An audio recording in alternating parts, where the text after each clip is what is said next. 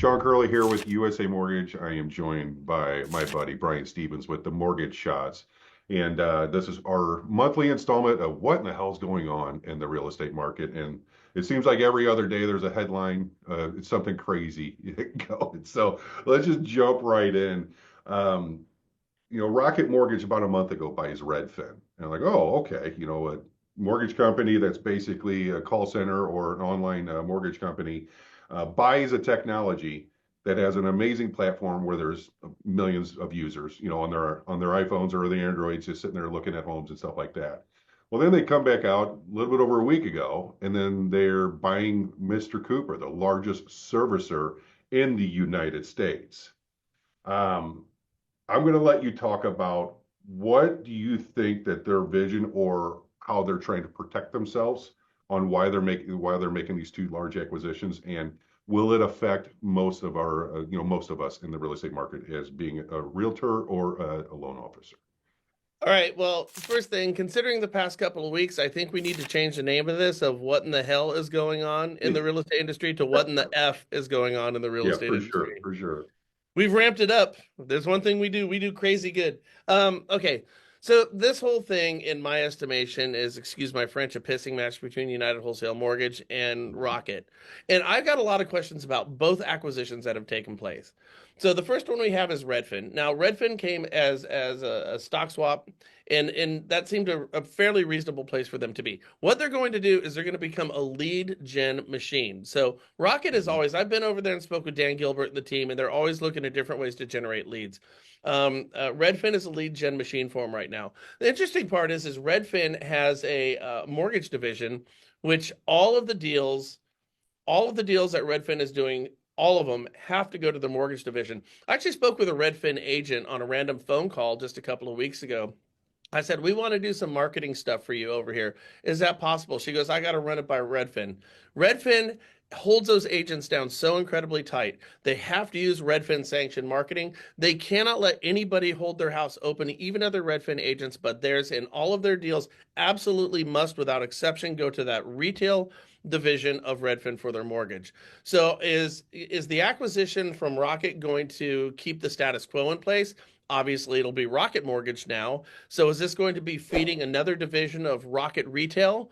Or is Rocket, as their CEO came out and said that this is also going to be something that's going to help feed and work with the wholesale. Now, their wholesale division and help mortgage brokers. Now, here's the whole thing. They're going to say that if it's true or not.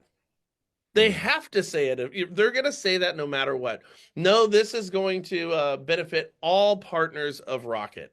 It's a story of knaves and knights. So the acquisition and how they got it seems to be fairly decent. The price was steep, but what that does is it puts their real estate holdings. It makes their real estate holdings significantly larger. Now, with respect to Mr. Cooper, there's kind of two ways of looking at that one. That was just a stock swap. So what they did there is they dilute their stock. They drop, I believe, by like 20% the day that took place, and Mr. Cooper's stock obviously went up a little bit. So you think they kind of got like the largest servicing portfolio at a king's ransom. So that seems to be a very shrewd move on their part. When you consider the fact that 30% of that portfolio is probably loans that are in the twos and threes that will Mhm. perform for the next 10 or 15 years, you're saying, yes, this is great. The issue, what's at issue is everything else that's taking place, which we'll talk about in a moment, which is tariffs, which people who bought recently that are actually upside down on their mortgages right now. That's going to be part of the servicing portfolio, loans that are not going to perform. So if we see in the coming months mortgages starting to fail and foreclosure numbers going up, and there's enough canaries in the coal mine to say that this is probably going to happen, there's going to be a fairly large percentage of that portfolio that could be difficult. Most people don't understand this, but when you're servicing a loan, when somebody quits paying on that loan, it is the obligation of the servicer to make that payment to make the investor whole. So this could actually cost Rocket a lot of money. Of course, they've got Yeah. deep pockets, but if we start to see something that resembles anything like we saw in 2008, those reserves could be depleted very quickly. The final point about this, is it a win or a loss? We saw this back in 2008 and 9. Whenever you see a market where there is a high probability of default, every regulatory agency under the sun comes out and starts screaming fraud. We just heard this from the Philadelphia Fed Reserve, the Fed Reserve a couple of days ago. They put out a white paper saying fraud is going up. We've seen this from the FHFA. We've heard this from HUD. The drums of fraud are starting to ring right now. And what it really comes down to, in my estimation, is a bunch of finger pointing. We are not here because of the bad policies we did. The fraud is, or the foreclosures are here because people have been perpetrating fraud. You're even hearing this over at Fanny and Freddy. We just had Bill Pulte, who runs the FHFA, come out and say, hey, we just fired 100 employees over at Fannie Mae because of fraud. This term fraud is going to come up time and time again, and they're looking for it because they're looking to place blame on anybody other than themselves, our policymakers. So when you buy this large portfolio, you start to take on a lot of responsibility. And when these deals start to get foreclosed on, everyone, not 1 in 10, not 1 in 100, every single file is going to be gone over with a fine-tooth comb. And here's what happens. When they find something where you literally maybe put the date down wrong, missed a signature, left something blank on the reams and reams of papers that you have to sign that we call loan docs right now, if there is anything that is wrong in there, that file is determined to be fraudulent. And that's a buyback. Now, this becomes a huge, huge issue for the industry. It's kind of, what was I going to say? It's kind of like COVID. Remember, like that when COVID came out, like the flu disappeared. Nobody got the flu that year. I don't know if you know this, like literally the flu virus went away when COVID came around. Nobody got the flu. Huh. Kind of the same thing with fraud over here. Everything is going to be put on the shoulders of fraud. And this could be an issue for a massive servicing portfolio. They got it at a great price, but they certainly took on some risk in doing it. The flip side of that, just real quickly, the flip side of that real quickly is you have these massive acquisitions over here by Rocket. And then on the other side of it, what we saw is United Wholesale. They just penned a partnership with Google AI. And so they're coming out and saying, well, this is going to be great for the consumer and great for the broker. Or is it going to be a means of circumventing the broker? Because you know who's got all the data? Facebook's got some of the data. Twitter's got some of TikTok's got some of the data. Google, just give your life to Google. They have all the data. Can you imagine the opportunity to become an autonomous marketing monster out there? You have got Google and you have got United Wholesale merged together. There's not a lot of room in there for loan officers. Again, I'm not saying it's going to go that way. So there's questions on either end, but I do think these massive acquisitions has a lot to do with the massive personalities. Oh, for sure. It's always a piss and match with those two. So what you were talking about with Mr. Cooper and having maybe some portfolio challenges with foreclosures, I think we saw that playbook way back in the day with a company called Countrywide. And then Who are they? Yeah, only the largest servicer. I mean, we're saying the same words, but different logos. Yeah. Largest servicer gets in trouble. B of A buys them out, and then B of A got raked over the coals and lost a ton of money on trying to pick up all of those servicing rights whenever Countrywide was going down. And what's nuts is I remember, hell, it was 2007, 2006, 2005, something like that. Countrywide had the Fast and Easy program, stated income, stated asset. As long as you had a 680 credit score, I could get you 80% first, a 15% second. I don't care where that 5% down payment came down. And that was like a huge book or a huge percentage of their business. Like all of these, we would call them fun loans. And then whenever they didn't perform, that was kind of like what you just spelled out with what might happen with if there's any issues with foreclosures on Mr. Cooper's I read Sheila Bair's book Bull by the Horns talking about Yeah. back when that was all taking place. And when you had Countrywide's portfolio, Bank of America, they said they were going to buy it. Then do you remember? They pulled out. We said, we don't want this. This is a problem. And then Ben Bernanke went over there and talked to the CEO of B of A and said, you were buying this. If you don't buy this, you will not have a job tomorrow. And then he bought it. He pissed off all of his investors. And then the same Ben Bernanke and all the regulators went over there and said, look at all this crap that you got. He ends up losing his job. It was how that whole thing went down. They should make a movie about that angle of it because that was crazy. And don't forget all those like fast and fun loans. Don't forget the Friends of Angelo loans, where he had special loans for all of our politicians and all the regulators where you would get below market rates and you didn't have to deal with that underwriting. And Christopher Dodd of the Dodd-Frank Act, Christopher Dodd of the Dodd-Frank Act got an illegal loan from Countrywide, and he was the one who was put in a position to set all the regulation that govern us today. Yeah, yeah. And for me, the CFPB, it's so much fun just to see the The irony. Manson family was less dysfunctional than ours. Yes, for sure, for sure. So you touched on the hot word of the past week, 2 weeks is tariffs, tariffs, tariffs. Trump, the administration comes out, throws 100 tariffs or starts threatening 180 countries, talking about going 0-0 in tariffs within trade or whatever.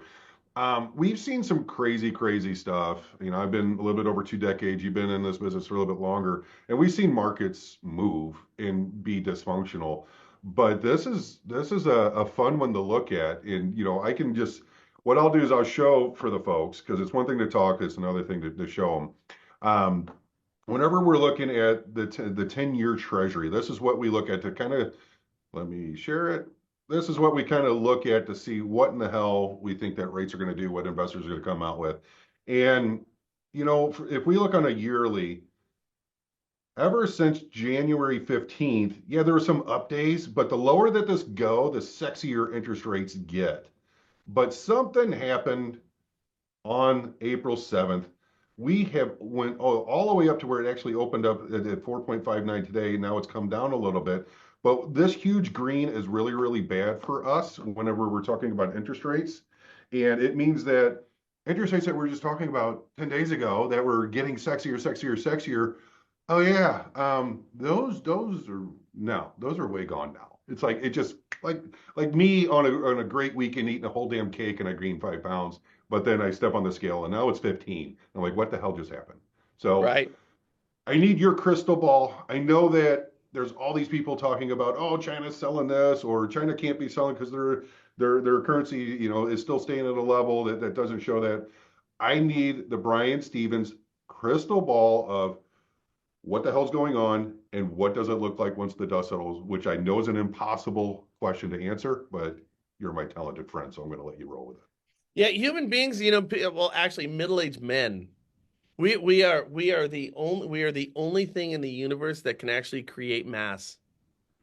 I could eat something that weighs 6 ounces and I gain a pound. I create mass. It's amazing. Yes, child, gifted. All right. Well, everybody's freaking out right now. I keep seeing rates are going to 8. Rates are going to 8. Um, I say, all right, let's play that out. Rates go to 8. Now, all of this, everything is subject to change. We could wake, and we've seen this. This is what's driving people nuts. We could wake up tomorrow, and our trade war with China could be over, and we could get back to normalcy. And when you look at those who really, truly affect interest rates, not all of us prognosticators, but when you look at the U.S. Treasury, the Federal Reserve Board, HUD, Fanny, Freddy, Jenny, the FHFA, the FDIC, when you look at these groups that actually there was like affect rates, they blended, they merged like what all their prognostications were, and they've got us at the end of 2026 being somewhere in the low fives. Now nobody expected all this insanity to take place. Mhm. I truly think we're going to be there. I think in getting there, we're going to see a lot of the spikes we've seen over the past few days. We were talking about a refinance market just last week, and now we're Yep. talking about rates that are, significantly worse. Here's who this really affects: the loan officer who promises a rate and forgets to lock that loan. There are people who are just white knuckling this thing right now. That's why I say Mhm. just lock it, dock it, put the money in your pocket, be done with it. Okay. Yes. Now here's how I see this whole thing going. Right now we have absolute unaffordability in every single market everywhere. It's kind of like this. Have you ever gotten really just really pie-eyed, just plastered drunk before? Yes, yes, and I made a good attempt last night at the Frozen Four, but yes. Oh, okay. So here's what happens. You ever get really plastered and you wake up the next morning, you're like, man, boy, I should have a Bloody Mary right now because my head is just screaming. And you have a Hmm. Bloody Mary, and that hangover, it goes away. And you can roll, and you can roll, and you can do it the next day, and you can even do it the next day. But eventually, you're going to have to pay the piper. And the more you let it roll, the worse it gets. We have been on this type of cycle economically on a roll for all the wrong reasons, with our spending habits, with our trade disparity habits, with the tariffs against us. Eventually, the trajectory that we're on, I heard an economist said, if we continued spending as we have last year, we are going to have the dollar and the dollar so diluted to pay the debt and the interest on the debt that we will no longer be the international currency, and that hangover is something that has to be avoided. Eventually, you have to pay the piper, and right now, what we're doing is we're decided we're going to pay the piper today, and it's time to quit drinking and face the hangover. So we're going to have some problems that are in front of us.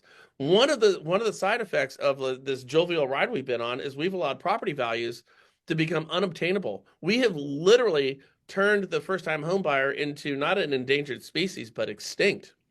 Now, without the first-time home buyer, you can't effectively get the move-up buyer. So we've got issues with affordability that are problematic. We have seen spikes in equity that don't make sense. So let's say rates go to 8. Let's say that the tariffs, which I believe they're 145 going over to China, and China's got us at 125. Now, 125 against us isn't that big of a deal. If you think about this, Sean, come on, give me a break. I mean, what do we buy from China?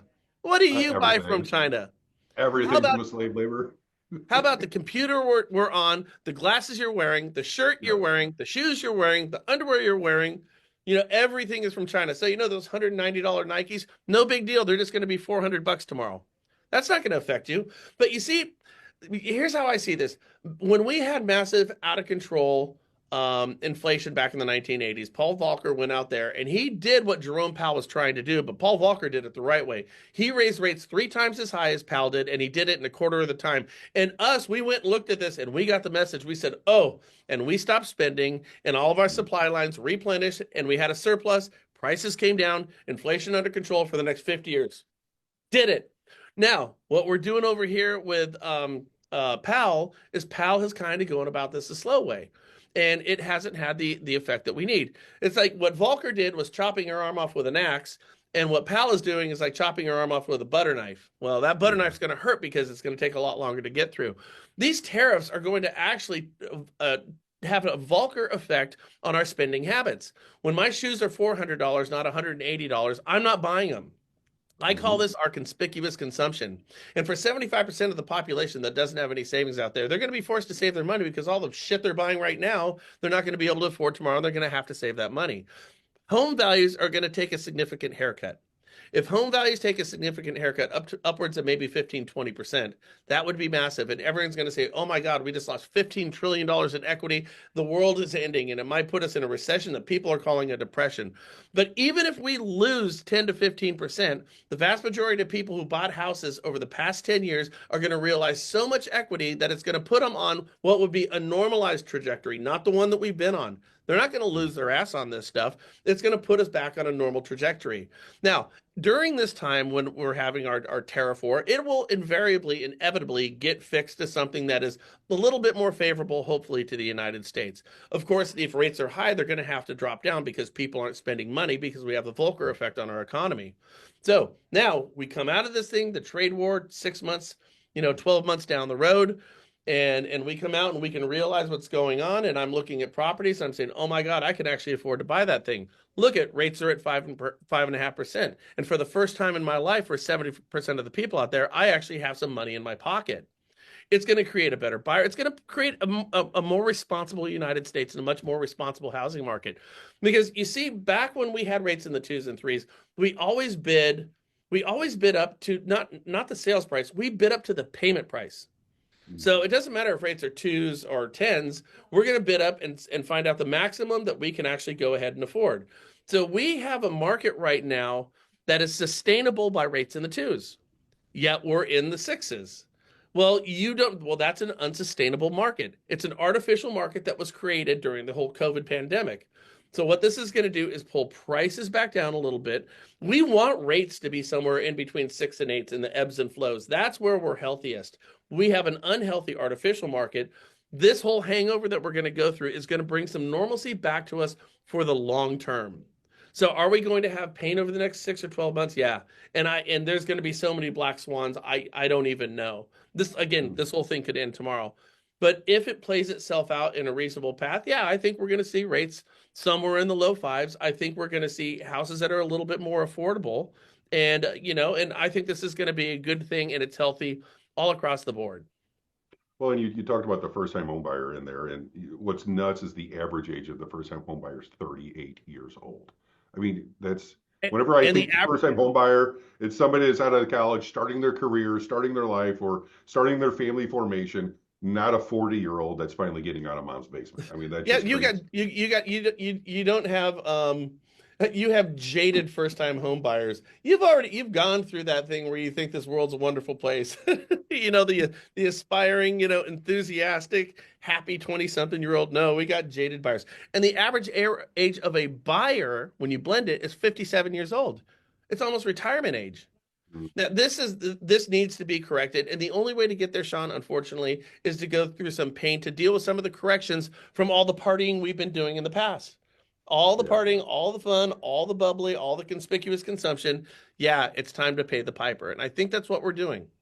Well, and we always know that money never stops moving depending on what interest rate is. So there'll always be a No, it market, doesn't. and especially if you're into the niches or whatever, if you're finding your path and working with your SOI or your community, there's still business to be had, is basically what I'm saying.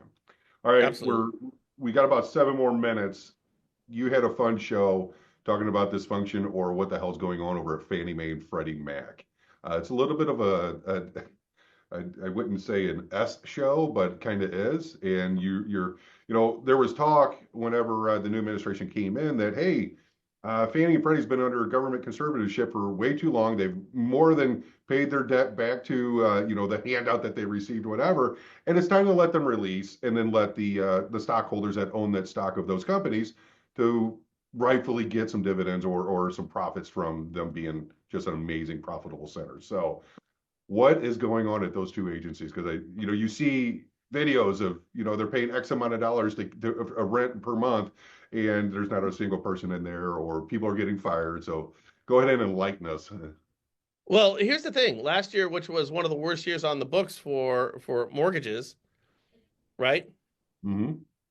Fannie and Freddie, their profits, just their profits, Fannie and Freddie's profits with all their inefficiencies was still nearly $30 billion. Do the math on that. Fannie and Freddie are the most profitable company in the world, even in a bad year. They have 26,000 employees. Yeah, and what they found through, again, I don't want to get into politics on this, but the whole Doge thing, and I was watching one of these shows and they were walking through a Fannie Mae office, and I mean, it is stories and stories. I mean, Yeah. it is acres and acres of cubicles, and there's nobody there. And this is like on a But the Wednesday. kitchen staff's there making lunch, but The only nobody's people there. who showed up is the cafeteria and the janitors. Yes. And they're putting Yeah. food out there every day. Uh, Nobody is there with their 26,000 employees. Is there inefficiencies there? Yeah. So, what is a knee jerk? They go ahead and fire 100 people, fraud, which is going to be a buzzword you're going to hear for the coming weeks. So, yeah, Fannie and Freddie has some stuff that they need to clean up. Listen, we have to accept a certain amount of government inefficiency. And if they're making $30 billion, and it's not the government inefficiency that bothers me. It's the fact that there's somebody out there working the system and getting paid for doing nothing. Like mhm. it's not it's not the 26,000. It's that guy. It's that one guy who's sitting on his ass right now, working his Game Boy, sitting on his couch eating pizza pockets on a Wednesday, making $80,000 a year with full bennies off the back of taxpayers. That's what kind of ticks me off. But yes, there is massive inefficiencies. We've seen a rollover of all leadership in Fannie Mae and Freddie Mac. And I think what we're going to see is we're going to see those numbers trimmed down more than 100. We just have to, simply because it's bad optics for Fannie Freddie, and they understand it. And Bill Pulte, who is now running the FHFA, is going to trim that thing up, in line with what the Trump administration is looking for. But I do got to tell you, I am a huge proponent of getting recapitalizing and releasing Fannie and Freddie from conservatorship. I absolutely am. I think we should have done it a couple of years ago. They are starting to recapitalize and they are going to be healthy. But I'll tell you right now, Sean, I wouldn't do it today. With all the uncertainty that we have with these tariff wars right now, there's a potential that recap and releasing them, especially with the volatility in the stock and the bond market, would have a disproportionate negative effect on interest rates that would catch everybody off guard. Then I just don't think we can afford that. Like, I'm okay if rates continue going up. And in fact, I think they are going to go up in the short term. They're going to drop back down, but this volatility, it kind of makes sense. But if we recap and release, we might see numbers that make sense to nobody, and it wouldn't put the brakes on the housing market. It would run us into a brick wall at 80 miles an hour. So Yeah, I recap do and believe. release, but maybe do it next year. Yeah, I think they gave them like a 24-month runway is what they were kind of, chirping at or releasing to the media late last year. So you're right. That runs us through this year and possibly the almost, late next yeyear, Yeah. before that happens. But as we see something, new day, something else pops up or somebody spouts off and it's nuts. And it's like the damn, the market and some of the things didn't take their medication and we're just along for the ride. Well, I want to say this in closing here. We don't let this market get to you. Like, if you're a loan officer right now, there's a great study. 76% of people out there right now think it's a good time to sell their house. 91% of people still believe in real estate agents and intend on using a real estate agent on their transactions. 76% of people who were polled said working with a real estate agent is a benefit to them. We know that Mhm. there's still people who want to sell their house. We need to get that messaging out there. People are still positive. People are actually more positive now about what we're doing for a living than they have in the past. I think what we as realtors and lenders need to do is really have to look at our database. We need to put ourselves out there. Reach out to your database and let them know, the world's not ending right now. You're not going to find yourself upside down on your house tomorrow. Get your talking points and have these type of conversations. Because one of the things that I always tell my team to do is I say, if you want to have a recession-proof business from a lender's perspective, you have to work with recession-proof real estate agents. And, when we look at any different market, we've got all the analytics on realtors everywhere. There are recession-proof agents in every single market, not one or two, a lot of them who Mhm. were killing it. I mean, absolutely killing it. So surround yourself as a real estate agent with a positive, enthusiastic, informed loan officer. And loan officers, go seek out recession-proof agents who have, we do a minimum of 10 listings and 3 buy-side transactions per month, and they're everywhere. It doesn't have to be that person. But listen, you find people who share the same values about this business as you do, and no matter what happens going forward, you guys are going to be fine. Yeah, you kind of touched on in the chat. I don't want to mispronounce the first name. Haas Lopez asks, do you believe that eventually AI will replace loan officers? We both think no, that is not going to happen. But for the lazy loan officers who don't do anything, AI will put you behind the eight ball to where you might be a Walmart greeter at some point. So, Yeah, AI might take away some of the, refinances that we have. It might even take away some of the, borrowers who are putting 40% down with perfect credit, very easy kind of. But the problem, like I said, Sean, is what AI will never ever be able to do for realtors and lenders is they'll never be able to go to your Friday night football game, sit in the stands, look down the row and say, "Hey, Sally, how's June doing in her soccer?" And June going, "Doing pretty good, Brian." They'll never be able to do that. We have numbers, we have mhm, community, and at the end of the day, we still bump bellies with each other, and AI cannot do that. 100%. Well, brother, I appreciate it. We're right at the 30-minute mark. That kind of worked out perfectly. So until next month, you have a wonderful weekend and we'll be talking then, man. Thank you, brother. Appreciate you. Bye bye.